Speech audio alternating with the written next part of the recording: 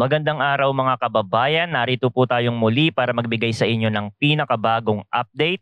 At kung bago lang kayo dito sa channel, make sure to subscribe para lagi kayong updated sa mga kaganapan sa lagay ng panahon. So yung binabantayan natin na low pressure area na nasa loob ng Philippine Area of Responsibility, ito ay namataan ngayon sa layong 305 kilometers kanluran ng Coron, Palawan. At ang sabi ng Pag-asa, hindi ito inaasahan na magiging bagyo sa makatuwid, ito ay malulusaw din ngayong araw. Yung isang bagyo naman na binabantayan natin sa labas ng PAR, yung nandito kahapon ay nawala na din. Nahila kasi siya ng tropical depression dito na meron ng taglay na hangin na 75 kilometers per hour. At ang bagyo po na ito ay hindi papasok sa Philippine Area of Responsibility kasi ang track niya ay palayo sa Pilipinas. So wala tayong inaasahan na mabubuong bagyo sa mga susunod na mga araw. Tingnan naman natin ang magiging lagay ng panahon ngayon. Sa Bicol Region at Quezon, asahan ang maulap na kalangitan na may kalat-kalat na pag-ulan at thunderstorm. Ang mga pag-ulan na ito ay dulot ng easterlies na maaaring magdulot ng flash floods o landslides lalo na sa mga mabababang lugar. Maging alerto sa posibilidad ng katamtaman hanggang malalakas na buhos ng ulan.